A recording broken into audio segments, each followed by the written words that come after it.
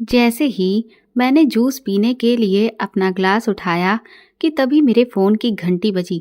Phone उठाते ही मेरे दोनों कान लाल हो गए थे और एक अजीब सी सनसनाहट पूरे शरीर में दौड़ गई। पूरी बात करके मैंने तुरंत ही उठकर खड़ी हो गई। मेरे पति सवालिया नज़रों से मुझे देखते हुए पूछने लगे, अनुराधा, कहाँ जा रही हो? कम से कम नाश्ता तो कर लो। मैंने कहा, एक बहुत ज़रूरी केस आ गया है और मुझे अभी निकलना पड़ेगा। इस पर मेरी बेटी कहने लगी, माँ, ऐसे तो कोई ना कोई केस आता ही रहता है। आप अभी अगर निकल जाएंगी तो शाम तक शायद ही है जो आपको कुछ खाने पीने का वक्त मिले, इसलिए कम से कम ठीक से नाश्ता तो कर लीजिए। मैंने अपनी बेटी नैना से कहा, बेटा, ये केस बहुत इम्पोर्टेंट है, इसलिए मैं वक्त जाया नहीं कर सकती हूँ। इससे पहले कि वो दोनों मुझसे कुछ और कहते, मैंने तुरंत ही अपनी टोपी उठाई और ड्राइवर को बाहर आकर गाड़ी निकालने के लिए कहा। 20 मिनट के अंदर अंदर मैं उस मेडिकल कॉलेज में पहुंच चुकी थी। वहां इतनी ज्यादा भीड़ लगी हुई थी कि पुलिस फोर्स को भी उस भीड़ को कंट्रोल करने में पसीने छूटने लगे थे। लोगों में कोहराम मचा हुआ था और उनका गुस्सा भी 7वें आसमान पर था। हाय हाय के नारे लगाए जा रहे थे। मैंने जैसे तैसे लोगों को समझाया कि आप लोगों के कॉपरेशन की हमको बहुत ज़रूरत है। अगर आप लोग इसी तरह से हंगामा करेंगे तो फिर इस केस को हम कैसे सुलझा सकेंगे। लेकिन लोग कॉलेज के मैनेजमेंट से बहुत नाराज थे। होना भी चाहिए था, उनका गुस्सा अपनी जगह जायज़ था, लेकिन मुझे भी कानूनी प्रक्रिया को आगे बढ़ाना था, जिसके लिए इस हंगामे को शांत करना मेरे लिए सबसे पहली प्राथमिकता थी। मैं भीड़ को चीरती हुई जैसे ही घटना स्थल पर पहुंची तो सामने का नज़ारा देखकर मेरे रोंगटे खड़े हो चुके थे। वहां हर कोई बिल्कुल स्तब्ध था। कोई सपने में भी नहीं सोच सकता था कि हमारे शहर में इतनी बड़ी घटना भी हो सकती है। लेकिन आखिर ऐसा क्यों था, किसी को कुछ भी समझ में नहीं आ रहा था। मेरी आंखों के सामने 15 लड़कियों की लाशें जमीन पर पड़ी हुई थीं, जिन्हें सफेद कफन से ढक दिया गया था।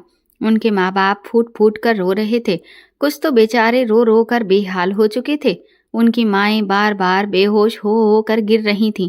उनके माँ बाप को समझाना हमारे लिए बहुत मुश्किल था, लेकिन फिर भी ऐसे समय में उन्हें सांत्वना देना हमारा फर्ज बनता था। मैंने तुरंत ही सीनियर इंस्पेक्टर से इस केस की पूरी जानकारी मांगी।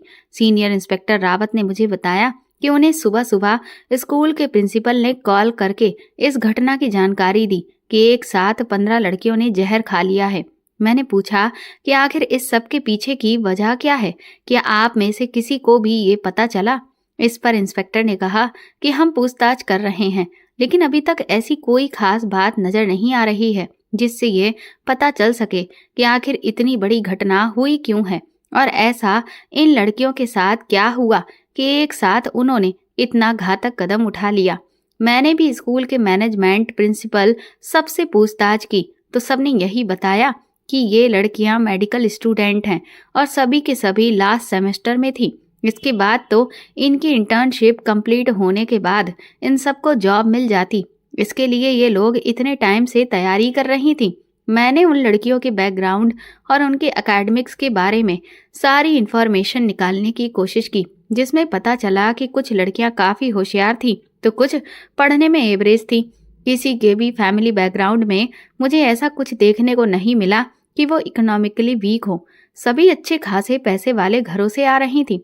तो फिर आखिर ऐसी क्या वजह थी कि उन्होंने अपने साथ ये किया? किसी को कुछ भी समझ नहीं आ रहा था। हमने लड़कियों को पोस्टमार्टम के लिए भेज दिया था।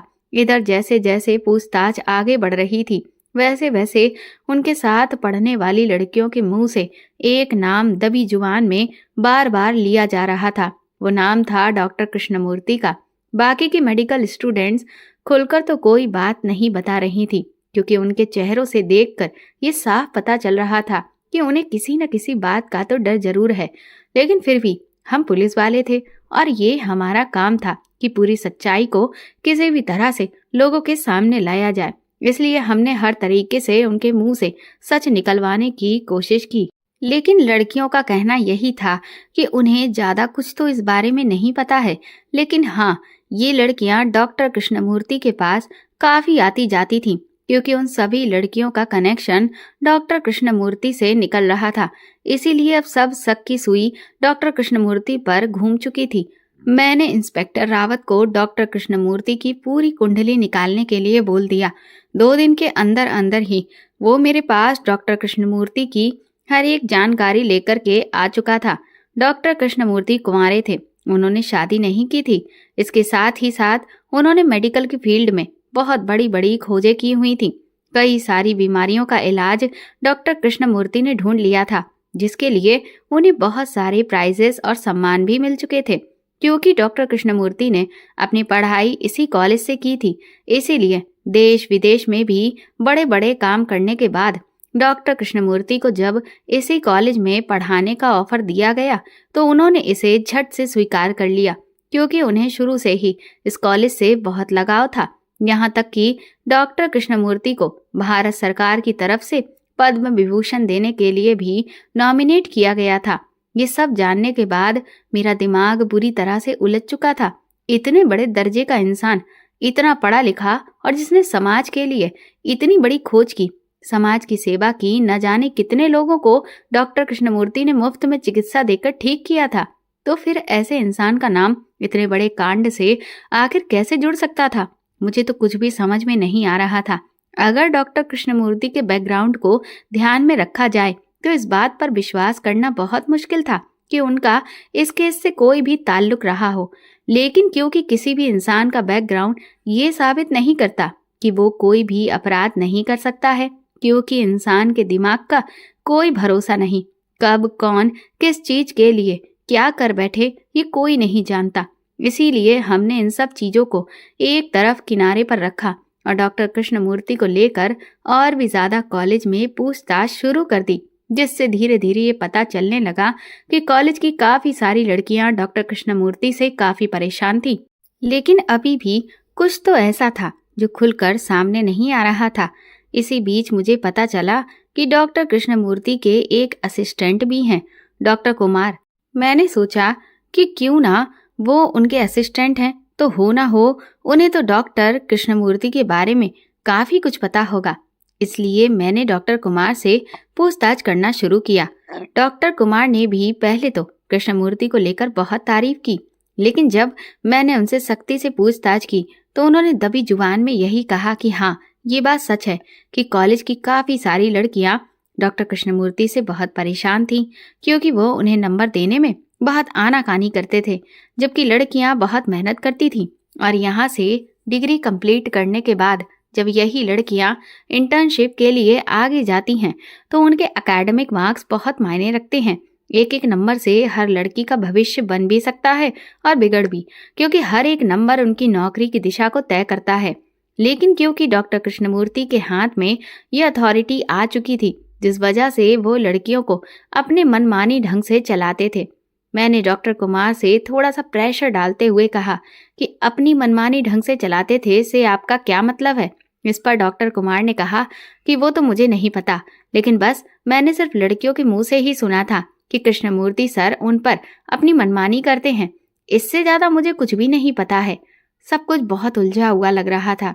कुछ भी समझ नहीं आ रहा था कि आखिर इस सब के पीछे असली गुनाहगार कौन है, क्योंकि अगर कोई एक अपने साथ ऐसा करता तो समझ में आता कि किसी की कोई पर्सनल प्रॉब्लम होगी, लेकिन एक साथ 15 लड़कियों का इतना बड़ा कदम उठा लेना ये साफ इशारा कर रहा था कि जरूर इसके पीछे कोई बहुत बड़ी साजिश है, या कोई इतना बड़ा प्रेशर जिसके बारे में कोई सोच भी नहीं सकता।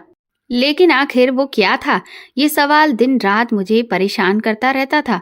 इधर हम पर ऊपर से भी बहुत प्रेशर बनता जा रहा था, जिससे हम जल्द से जल्द इस केस को सॉल्व कर सके, क्योंकि ये केस अब बहुत हाई प्रोफाइल बन चुका था।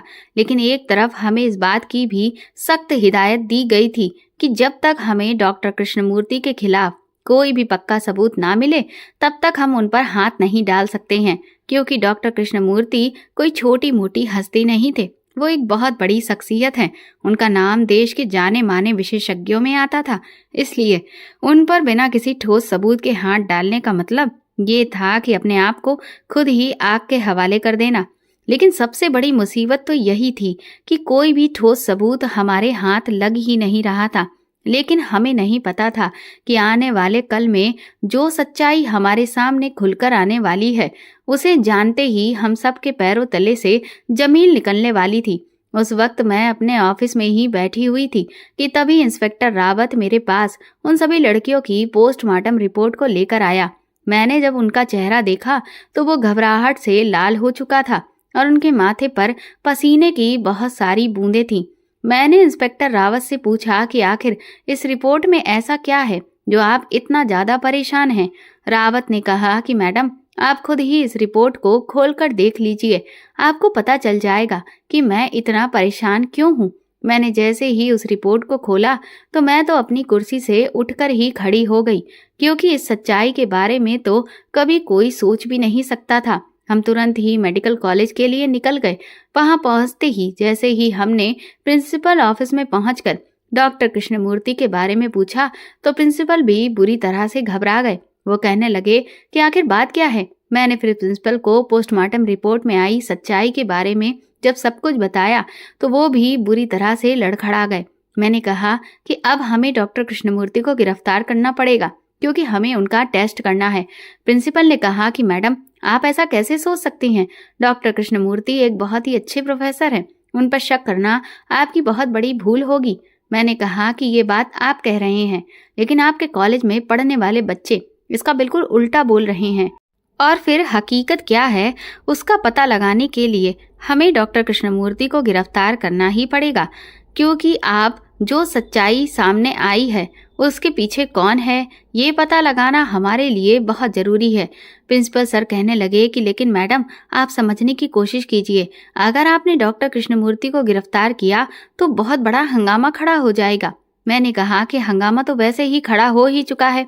अगर इस केस को हमने जल्द से जल्द नहीं सुलझाया तो आपको नहीं पता कि आपके कॉलेज पर कितनी बड़ी मुसीबत आने वाली है। आप शायद इस सब को बहुत हल्के में ले रहे हैं, लेकिन इसका अंजाम बहुत बुरा होने वाला है।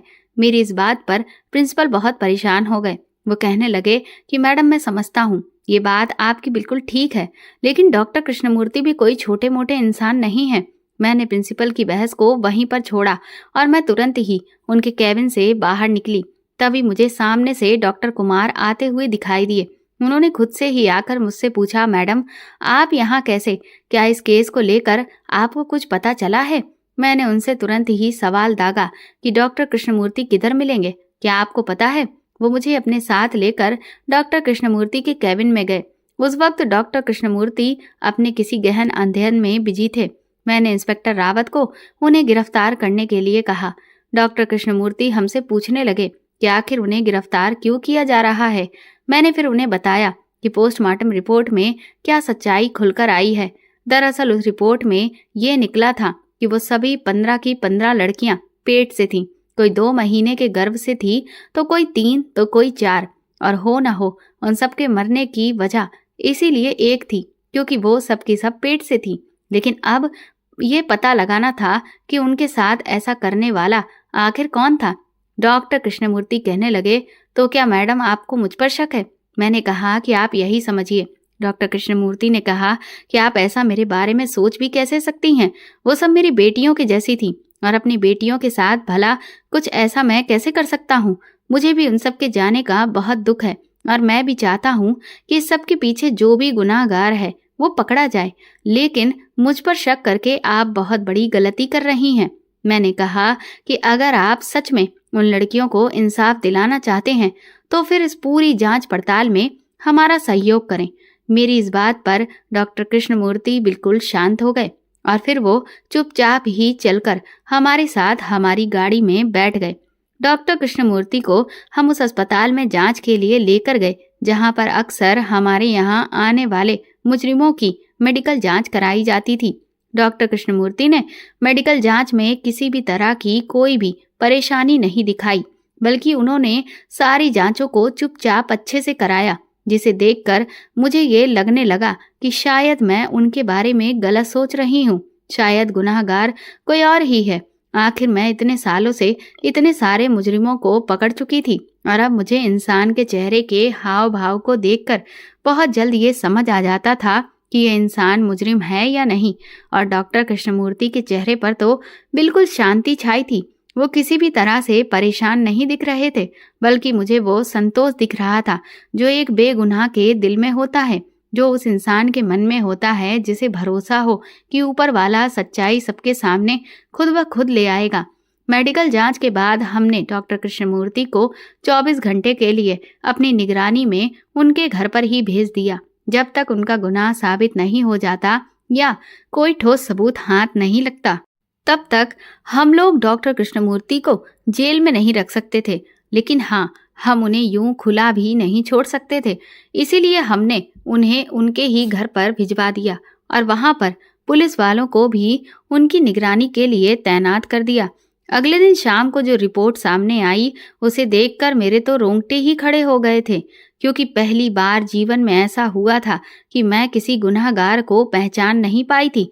मेरा अंदाजा गलत निकला था, क्योंकि वो रिपोर्ट उन सभी 15 लड़कियों के पेट में जो बच्चा था उनके डीएनए से मैच कर गई थी।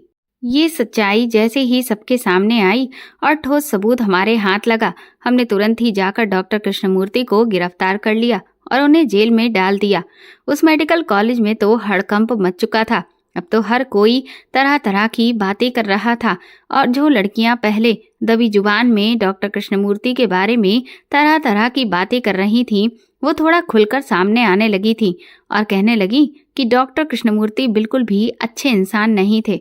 वो लड़कियों का फायदा उठाने की कोशिश करते थे, लेकिन कभी भी किसी ने उनके सामने जुबान नहीं खोली, क्योंकि हर किसी को अपने करियर की चिंता थी। लेकिन आज देखो, भगवान ने इंसाफ अपने आप ही कर दिया है। गुनाहगार का गुनाह कभी नहीं छुपता और आज डॉक्टर कृष्णमूर्ति को उनके कर्मों की सजा मिल गई है। इसके बाद डॉक्टर कृष्णमूर्ति पर केस चला। ये खबर अखबारों की सुर्खियों में आ चुकी थी। चारों तरफ हाहाकार सा मचा हुआ था। हर कोई इसी केस को लेकर बात कर रहा था। कुछ लोग तो इस खबर में और भी ज्यादा मिर्च मसाला लगाकर लंबे चौड़े शब्दों में लोगों के सामने इस न्यूज को परोस रहे थे और खूब सारे पैसे कमा रहे थे। डॉक्टर कृष्णमूर्ति की पहली पेशी जब कोर्ट में की गई, तो हमारे हाथ में जो भी सबूत आए थे उनको हमने जज साहब के सामने पेश कर दिया, जिसके बिना पर डॉक्टर कृष्णमूर्ति को जेल भेजने का फरमान सुना दिया गया। क्योंकि डॉक्टर कृष्णमूर्ति एक बहुत बड़े विशेषज्ञ थे और उन्होंने समाज में अपना जो योगदान दिया था उसे भी कोर्ट ने नजर में रखा, जिसके आधार पर जज साहब ने 2 महीने बाद की अगली तारीख मुकर्रर की और कहा कि तब तक अगर कोई भी ऐसा सबूत हमारे हाथ नहीं लगता जिसमें ये साबित हो सके कि डॉक्टर कृष्णमूर्ति का इस केस से बिल्कुल भी कोई नाता नहीं है, तो फिर डॉक्टर कृष्णमूर्ति को जो भी जायज सजा होगी वो दे दी जाएगी। हर तरफ हर कोई यही बात कर रहा था कि अब तो डॉक्टर कृष्णमूर्ति को फांसी की सजा से कोई भी नहीं बचा सकता। मैं जिस जेल में जेलर थी, उसी में डॉक्टर कृष्णमूर्ति को भेजा गया था। वहां पर ले जाकर उन्हें बंद कर दिया गया। उस वक्त भी वो बिल्कुल शांत थे। उनके चेहरे पर मुझे किसी भी प्रकार की कोई परेशानी दिखाई नहीं दे रही थी। न जाने क्यों मेरा दिल बार बार मुझे चिल्ला चिल्ला कर कह रहा था कि आदमी बेगुनाह है, लेकिन जो रिपोर्ट में आया था उसे मैं नजरअंदाज तो नहीं कर सकती थी, क्योंकि वो साफ तौर पर पक्का सबूत था। इसीलिए मुझे यही लगा कि कभी कभी ऐसा भी होता है कि इंसान के तजुर्बे भी कई बार फेल हो जाते हैं, और डॉक्टर कृष्णमूर्ति के मामले में भी मेरे साथ यही हुआ था।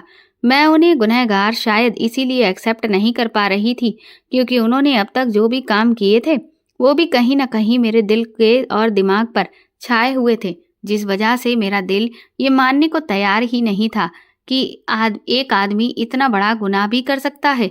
लेकिन हकीकत यही थी कि उन्होंने ऐसा ही किया था। लेकिन इस केस से मैं बहुत ज़्यादा डिस्टर्ब हो गई थी।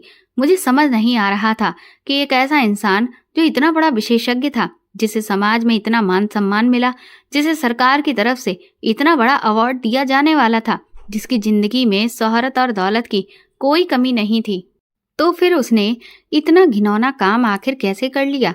क्या उसका जमीर मर गया था? कभी कभी इंसान की फितरत का अंदाजा लगा पाना किसी के बस की बात नहीं होती। मैंने अपने जीवन में बहुत से ऐसे केस देखे थे जिनमें कई सारे ऐसे लोग थे जिनके पास सब कुछ था, लेकिन फिर भी अपनी गलत भावनाओं में आकर उन्होंने कुछ ऐसे काम कर दिए जिसके लिए उन्हें जीवन भर पछताना पड़ रहा था। जिस वक्त उन्होंने वो काम किया उस वक्त तो उन्हें अपने गुनाह का जरा सा भी इल्म नहीं था, लेकिन जब वो पकड़े गए और उन्हें सजा दी गई तो वो फूट फूट कर रो रहे थे। और आज भी उनमें से बहुत से ऐसे लोग हैं जिन्हें अपने उस किए हुए गुनाह पर बहुत शर्मिंदगी है, जिसके लिए वो रो रो कर हर रोज माफी मांगते हैं और खुद को कोसते हैं कि उन्होंने आखिर ऐसा क्यों किया। लेकिन अब तो उनके पास पछतावे के अलावा कुछ भी नहीं था। डॉक्टर कृष्णमूर्ति का भी वही हाल था, लेकिन फर्क सिर्फ इतना था कि उनके चेहरे पर मुझे ना तो परेशानी नजर आती थी ना पछतावा। वो बिल्कुल इस तरह से शांत थे जैसे कि उन्हें अभी भी न जाने कौन सी उम्मीद हो। वो जाने कौन सी उम्मीद लगाकर बैठे हों कि जैसे सब झूठा साबित हो जाएगा। मेरे घर में भी इस केस को लेकर बहुत चर्चा हो रही थी। मेरे पति मुझसे कहने लगे कि रिपोर्ट में जो भी आया हो, लेकिन मेरा दिल नहीं मानता कि इतना भलाई का काम करने वाला आदमी इतना घटिया काम कर सकता है। मैंने उनसे कहा कि मैं मानती हूँ कि उन्होंने भलाई के काम किए हैं, लेकिन कई बार इंसान की बुराई उसकी नेकी पर भारी पड़ जाती है, और डॉक्टर कृष्णमूर्ति के केस में भी यही हुआ है। उनकी नीयत बहुत खराब थी और उनकी नीयत ने ही उन्हें कहीं का भी नहीं छोड़ा। उन्होंने जो किया है वो तो बहुत बड़ा गुनाह है ही, लेकिन अब तो इंसान किसी नेक इंसान पर विश्वास करने से भी डरेगा। उन्होंने गुरु और शिष्य के पवित्र रिश्ते को भी कलंकित कर दिया है। कुछ हफ्ते के बाद मैं जब अपने ऑफिस में बैठी हुई थी, तभी मेरे पास मेरी बेटी का फोन आया। वो कहने लगी, माँ, मुझे आपसे बहुत जरूरी बात करनी है और मैं आपके ऑफिस आना चाहती हूँ। मैंने उससे कहा कि मैं तो इस वक्त ऑफिस में बहुत बिजी हूँ, इसीलिए शाम को घर पर बात करते हैं। लेकिन मेरी बेटी कहने लगी कि माँ, बात बहुत जरूरी है जिसके लिए मैं बहुत ज़्यादा इंतजार नहीं कर सकती हूँ। मैंने उससे पूछने की कोशिश भी की, नैना आखिर बात क्या है, तुम मुझे फ़ोन पर भी बता सकती हो।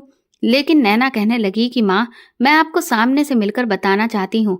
मुझे लगा कि शायद कोई बहुत गंभीर बात है, इसीलिए मैंने उसे अपने ऑफिस में बुला लिया। नैना जब ऑफिस में आई तो वो बहुत घबराई हुई सी लग रही थी। वो कहने लगी कि माँ, मैं दरअसल आपसे डॉक्टर कृष्णमूर्ति के केस को लेकर बात करना चाहती हूँ। उसकी बात ने मुझे चौंका दिया था। मैंने उससे कहा कि भला डॉक्टर कृष्णमूर्ति के केस को लेकर तुम मुझसे क्या बात करना चाहती हो, और फिर तुम्हारा इस केस से क्या ताल्लुक है? तुम तो इंजीनियरिंग कॉलेज में पढ़ती हो, तो फिर तुम डॉक्टर कृष्णमूर्ति के बारे में आखिर कोई बात कैसे बता सकती हो? इस पर मेरी बेटी कहने लगी कि माँ, दरअसल मैं नहीं बता सकती हूँ, लेकिन मेरा जो दोस्त समीर है, उसकी बहन इस बारे में आपसे बात करना चाहती है, लेकिन वो बहुत डरी हुई है, इसलिए वो यहाँ नहीं आ सकती और मैं आपसे रिक्वेस्ट करती हूँ कि आप प्लीज़ उसके घर चलिए। मुझे लगा कि इस वक्त इससे ज़्यादा ज़रूरी मेरे पास और कोई काम नहीं है, इसीलिए मैं तुरंत ही अपनी बेटी के साथ उसके दोस्त के घर पहुँच गई। पहले तो उसकी बहन मुझसे बात करने को तैयार ही नहीं थी, लेकिन फिर मैंने उसे अच्छे से और प्यार से समझाया और उसे इस बात का भरोसा दिलाया कि उसका इस केस से नाम कभी भी नहीं जुड़ेगा और कभी भी किसी के सामने ये बात खुलकर नहीं आएगी कि उसने मुझे कुछ बताया है। मेरी इस बात पर उसका मुझ पर कुछ भरोसा कायम हुआ। तब उसने मुझे खुलकर बताया कि दरअसल डॉक्टर कृष्णमूर्ति अपने कैबिन में लड़कियों को बुलवाते थे। जिन लड़कियों को इस बात का डर होता था कि वो उनके नंबर काट लेंगी, तो वो डॉक्टर कृष्णमूर्ति की हर बात को मानने को तैयार रहती थी और इसीलिए डॉक्टर कृष्णमूर्ति लड़कियों का फायदा उठाते थे। मैंने जब उसकी ये बात सुनी तो मैंने कहा कि आखिर कैसा फायदा उठाते थे? क्या जो रिपोर्ट में आया है वही फायदा? इस पर उस लड़की ने धीरे से हाँ में अपना सिर हिलाया। मैंने कुछ देर सोचा, फिर उस लड़की से कहा, तो क्या तुम भी कभी डॉक्टर कृष्णमूर्ति के केबिन में गई हो? मेरे इस सवाल पर वो लड़की बहुत बुरी तरह से डर गई और उसकी आंखों में आंसू आ गए, लेकिन उसने अपना सर इनकार में हिला दिया। मैंने तुरंत ही उठकर कमरे का दरवाजा बंद किया और उसका हाथ अपने हाथों में लेकर कहा, देखो बेटा, घबराओ मत, जो भी सच्चाई है मुझे साफ साफ बता दो। मैंने तुमसे कहा ना कि तुम मुझसे यहाँ पर जो भी कहोगी उसके बारे में बाहर मैं किसी को नहीं बताऊंगी, और अब मैं तुमसे जो सवाल कर रही हूँ, अगर उसका जवाब हाँ भी है तो मैं उसके बारे में कभी किसी से कुछ नहीं कहूँगी। लेकिन मुझे सच्चाई को जानना है कि क्या डॉक्टर कृष्णमूर्ति के केबिन में तुम भी गई थी? मेरे एक बार और दबाव देकर पूछने पर वो लड़की बेचारी टूट गई और रोते हुए कहने लगी, हाँ मैडम, मैं भी गई थी, क्योंकि मुझे भी उन्होंने बुलाया था। मैंने कहा, तो फिर वहां पर केबिन में क्या क्या हुआ, तुम मुझे साफ तौर पर बताओ। वो लड़की कहने लगी, दरअसल जब मैं केबिन में पहुंची तो वहां पर कोई भी नहीं था। सामने टेबल पर एक छोटा सा पेपर था जिस पर लिखा हुआ था कि पास में रखी हुई इस काली पट्टी को अपनी आंखों पर बांधकर सामने कुर्सी पर बैठ जाओ और इसके बाद तुम्हें कुछ भी बोलने की कोई इजाजत नहीं है। मैं तो क्योंकि पहले से ही डरी हुई थी, इसीलिए मैंने चुपचाप उस पट्टी को बांध लिया और कुर्सी पर जाकर बैठ गई। थोड़ी ही देर के बाद कमरे में एक अजीब सी खुशबू आने लगी और फिर आगे क्या हुआ मुझे कुछ भी पता ही नहीं चला। मैंने कहा, तो फिर तुम्हारे साथ क्या कुछ? इस पर वो लड़की रोने लगी, कहने लगी, जी मैडम, उस वक्त तो मुझे कुछ पता नहीं चला, शायद मैं बेहोश हो गई थी और जब मुझे होश आया तो मैंने अपना हाल बहुत बुरा देखा। उस वक्त भी केबिन से डॉक्टर कृष्णमूर्ति जा चुके थे। मैंने अपनी पट्टी खोली और खुद की हालत को ठीक किया और सबकी नज़रों से बचती हुई मैं बाहर आ गई। उस लड़की के मुंह से पूरी सच्चाई सुनकर मुझे डॉक्टर कृष्णमूर्ति पर बहुत गुस्सा आ रहा था।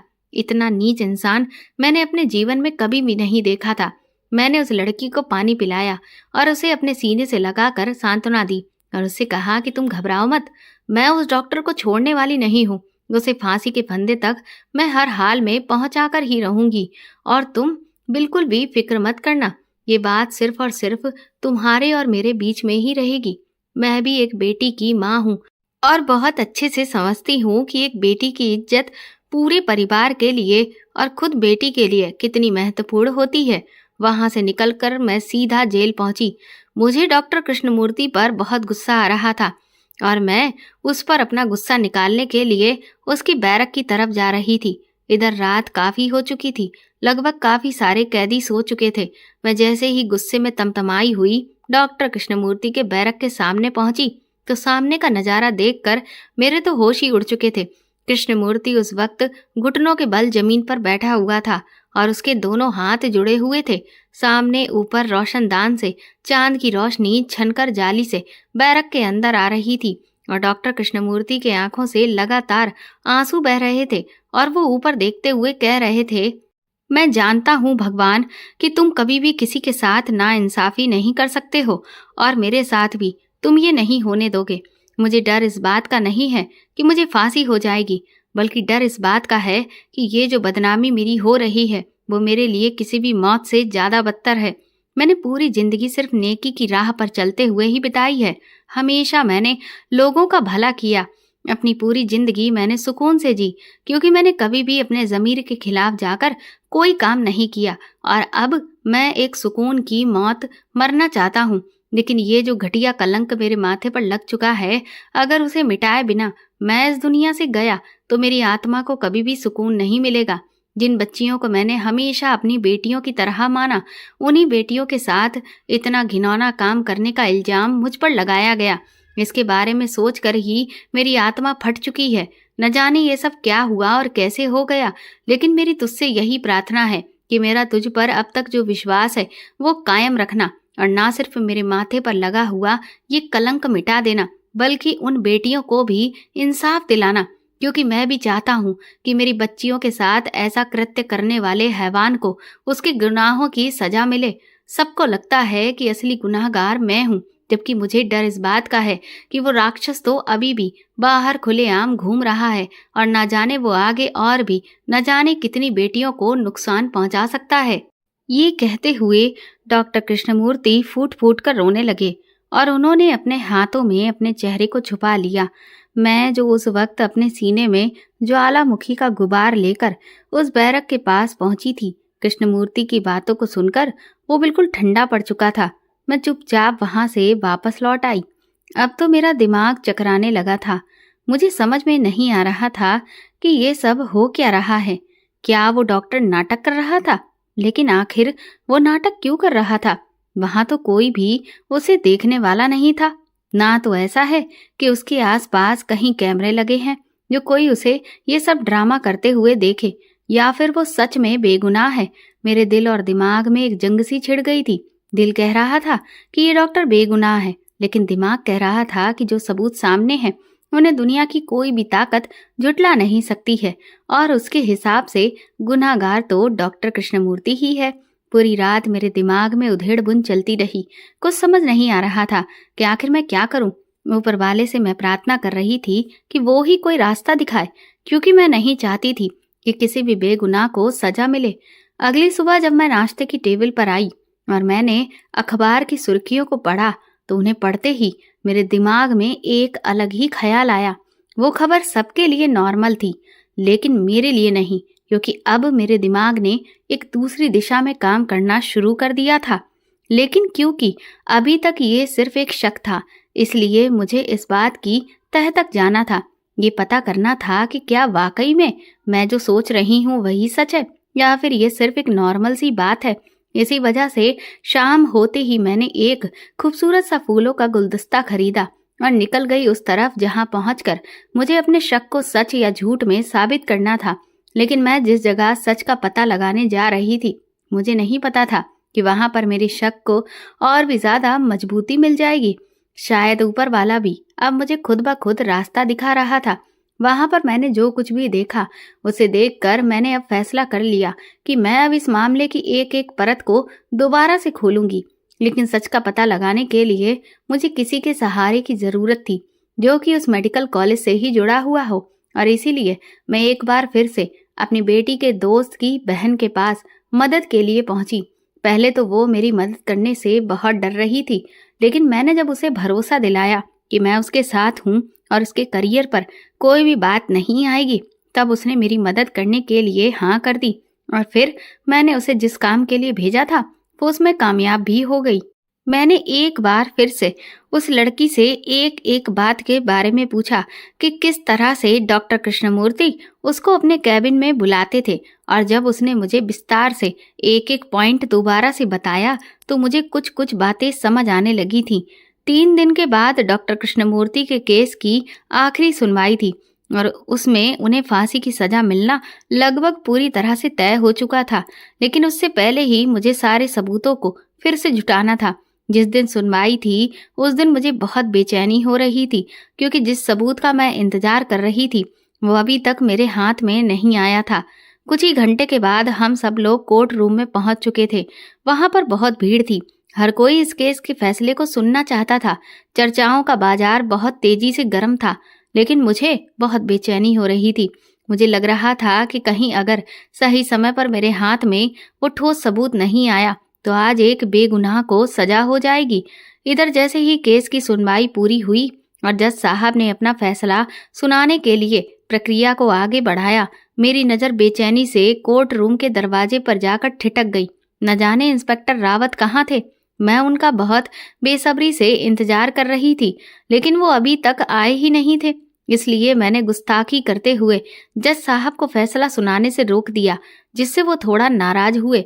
लेकिन मैंने उनसे रिक्वेस्ट की कि वो कुछ देर का इंतजार कर ले, क्योंकि अगर उनके हाथों आज एक बेगुनाह को सजा मिली तो उन्हें भी जिंदगी भर अफसोस रहेगा और ये कानून के ऊपर एक बहुत बड़ा धब्बा भी लग जाएगा।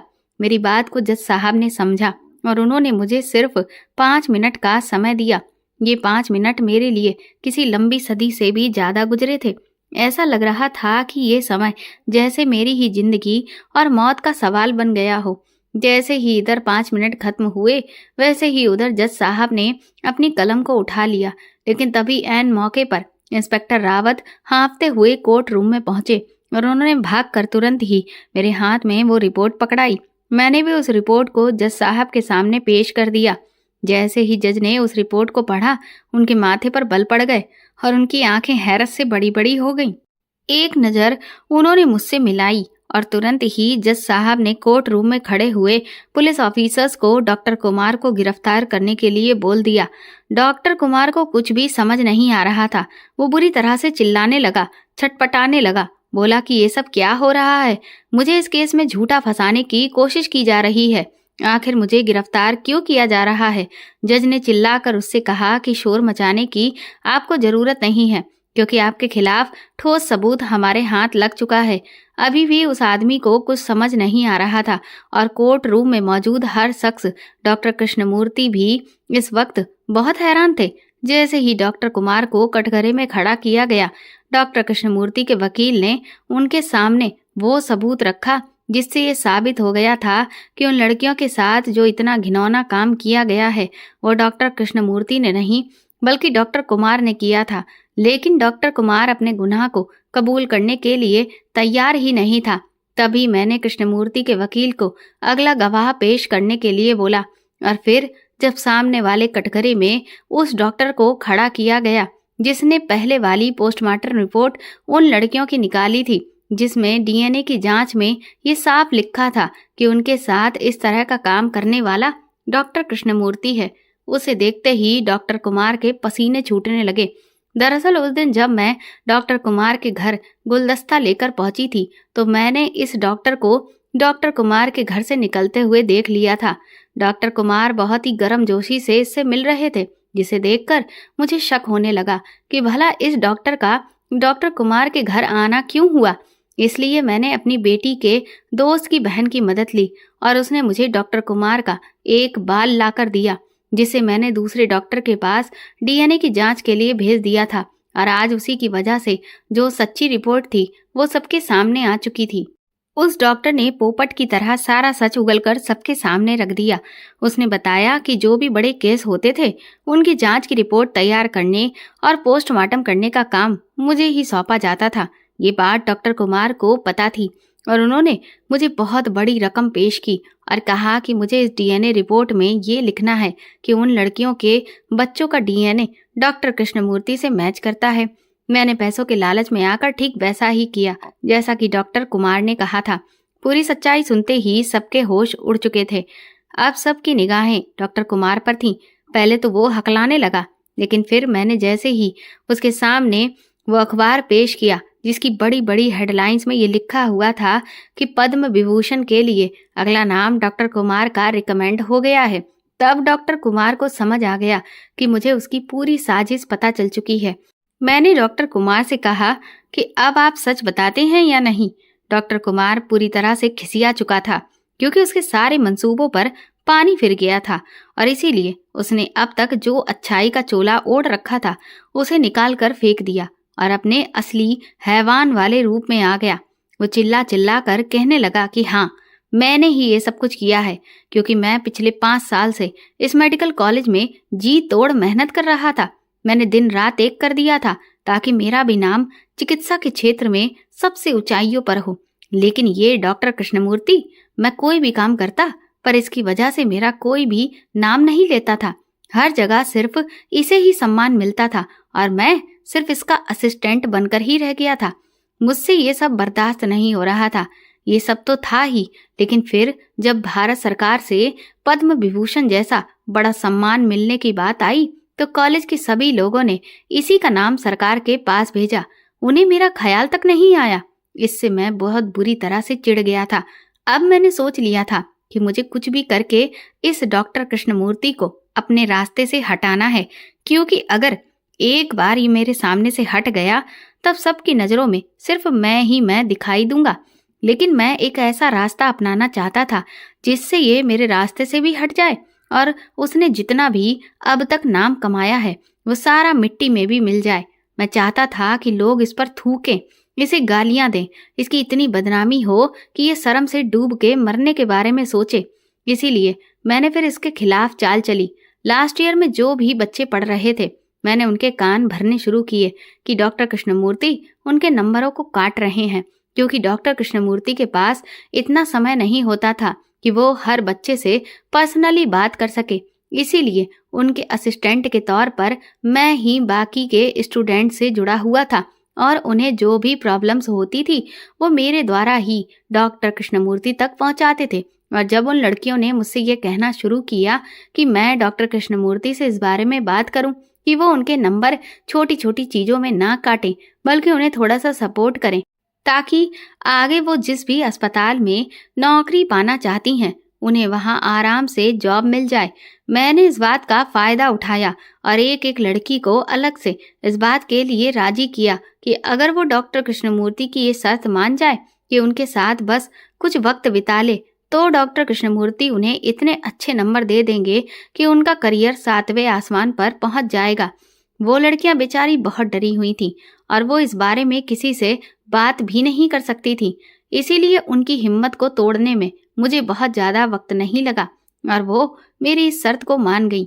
मैंने उन्हें बता दिया कि उन्हें किस तरह से चुपचाप किस समय कैबिन में जाना है और वहाँ पर जो जैसा इंस्ट्रक्शन दिया जाए चुपचाप वैसा करना है। लड़कियों ने ठीक वैसा ही किया। वो डॉक्टर कृष्णमूर्ति के केबिन में जाती थीं और मैं कृष्णमूर्ति की हैंडराइटिंग की नकल करके एक पेपर पर पहले ही लिखकर रख देता था कि वो अपनी आंखों पर काली पट्टी बांधकर सामने कुर्सी पर बैठ जाएं। मैं लड़कियों को हमेशा तभी डॉक्टर कृष्णमूर्ति के केबिन में भेजता था जब वो कहीं बाहर होते थे, और फिर उसके बाद मैं एक केमिकल उन लड़कियों को सुंघा देता था और इसके बाद मैं वो काम करता था जिस मकसद के लिए मैंने उन्हें वहां पर बुलाया था। और फिर जब लड़कियों को होश आता था तो वो अपना जो हाल देखती थीं, उससे उन्हें यही लगता था कि उनके साथ जो भी कुछ हुआ है उसका जिम्मेदार डॉक्टर कृष्णमूर्ति ही है। और इस तरह से मैंने हर एक लड़की के जहन में डॉक्टर कृष्णमूर्ति को लेकर जहर घोलना शुरू कर दिया था। फिर धीरे धीरे मैं अपने उस रास्ते पर आगे बढ़ चुका था जहां मैं पहुंचना चाहता था। मैं चाहता था कि या तो ये लड़कियां एक साथ मिलकर डॉक्टर कृष्णमूर्ति पर ये इल्जाम लगाएं कि उन्होंने उनकी इज्जत को खराब किया है, या फिर कुछ ऐसा हो जाए जिससे डॉक्टर कृष्णमूर्ति का नाम मिट्टी में मिल जाए। लेकिन मुझे ऐसा होता हुआ कुछ भी नहीं दिख रहा था। पर कुछ दिनों के इंतजार के बाद ही वो लड़कियां पेट से हो गईं। मैंने अब तक उन लड़कियों से इतने अच्छे से बात की थी कि अब वो बहुत ही कंफर्टेबल होकर मुझसे अपनी सारी परेशानियों को शेयर कर लेती थी, क्योंकि मैंने उन लड़कियों को यही दिखाया था कि मैं भी उनकी तरह ही कृष्णमूर्ति का सिर्फ एक प्यादा हूँ, और मैं भी अपनी नौकरी के लिए इतना मजबूर हूँ कि डॉक्टर कृष्णमूर्ति की हर शर्त मुझे माननी ही पड़ती है। मैं उन लड़कियों की नज़र में बेचारा बन चुका था। इसीलिए जब वो इस बड़ी मुसीबत में फंसी तो उन्होंने मुझसे इस बारे में आकर बात की। मैंने अपनी अगली चाल चली और उनका बचा हुआ मनोबल भी पूरी तरह से तोड़ दिया और उन्हें उस रास्ते पर धकेल दिया जहां सिवाय मौत के कुछ भी नहीं था। और ठीक वैसा ही हुआ। वो लड़कियां भले ही इस मुसीबत से छुटकारा पाकर मौत को गले लगाने जा रही थीं, लेकिन वो डॉक्टर कृष्णमूर्ति को भी उनके किए की सजा दिलाना चाहती थीं। इसीलिए मैंने ही उनके दिमाग में ये आइडिया डाला कि अगर वो सब मिलकर एक साथ ऐसा करें तो अपने आप ही पुलिस का ध्यान डॉक्टर कृष्णमूर्ति पर जाएगा और उसे उसके पापों की सजा मिलेगी। उन लड़कियों ने ठीक ऐसा ही किया, क्योंकि अब उनके पास और कोई रास्ता नहीं बचा था। और इधर मैंने ये पहले ही पता कर लिया था कि किस डॉक्टर से हर बड़े केस की मेडिकल जांच कराई जाती है। उसे मैंने बहुत महंगी कीमत पर खरीद लिया और इस बात के लिए राजी कर लिया कि वो रिपोर्ट में वही लिखेगा जो मैं उससे कहूँगा। उसने भी मेरी बात मान ली और बस उसी एक रिपोर्ट ने वही कर दिखाया जो मैं ना जाने कितने सालों से चाहता था। इधर जैसे ही डॉक्टर कृष्णमूर्ति जेल पहुंचा, उधर सभी को मेरी अहमियत समझ आने लगी और देखो, मेरा नाम पद्म विभूषण के लिए भी नॉमिनेट हो गया। अब तो मुझे सरकार से सम्मान मिलने वाला है। अब हर कोई सिर्फ मेरी ही तारीफ कर रहा है। ये कहते हुए डॉक्टर कुमार बिल्कुल पागल जैसा हो चुका था और जोर जोर से हंस रहा था। डॉक्टर कृष्णमूर्ति तो हैरानी से आंखें फाड़कर उसे देख रहे थे। वो रोते हुए कहने लगे कि अगर तुम एक बार मुझसे खुद से आकर कह देते कि सर, ये सम्मान मैं लेना चाहता हूँ, तो मैं बिना एक पल भी सोचे हुए खुशी खुशी अपना नाम वापस ले लेता और कॉलेज वालों को खुद से रिक्वेस्ट करके कहता कि वो तुम्हारा नाम भारत सरकार के पास भेज दें। लेकिन तुमने तो मुझे कहीं का भी नहीं छोड़ा। ये कहते हुए डॉक्टर कृष्णमूर्ति वहीं कटघरे में बैठ गए और फूट फूट कर रोने लगे। हर कोई सन्न रह चुका था। जो सच्चाई खुलकर सामने आई थी उसके बारे में कोई सपने में भी सोच नहीं सकता था, क्योंकि सबको सच पता चल चुका था और सारे सबूत और गवाह भी सही साबित हो चुके थे। तो जज साहब ने बिना देरी करते हुए अपना फैसला सुनाया। डॉक्टर कुमार को फांसी की सजा दे दी, लेकिन शायद ऊपर वाले ने डॉक्टर कुमार की सजा पहले ही तय कर दी थी। डॉक्टर कुमार अपना दिमागी संतुलन खो चुका था और वो पूरी तरह से पागल हो गया था और इसीलिए डॉक्टर कुमार को मेंटल असाइलम में भेज दिया गया और इधर डॉक्टर कृष्णमूर्ति को बाइज्जत बरी कर दिया गया। कृष्णमूर्ति ने मुझे बहुत बहुत धन्यवाद कहा। उन्होंने कहा कि मेरी ही वजह से आज उनकी खोई हुई इज्जत उन्हें फिर से वापस मिल पाई है। मैं भी बहुत सुकून में थी, क्योंकि अगर आज एक बेगुनाह को सजा हो जाती तो शायद मैं पूरी जिंदगी चैन से जी भी नहीं पाती। मेडिकल कॉलेज की लड़कियां भी सच जानकर बहुत परेशान थी। वो सोच भी नहीं सकती थी कि जो उनका झूठा हमदर्द बनने का दिखावा कर रहा है, दरअसल असल में वही उनका फायदा उठा रहा था।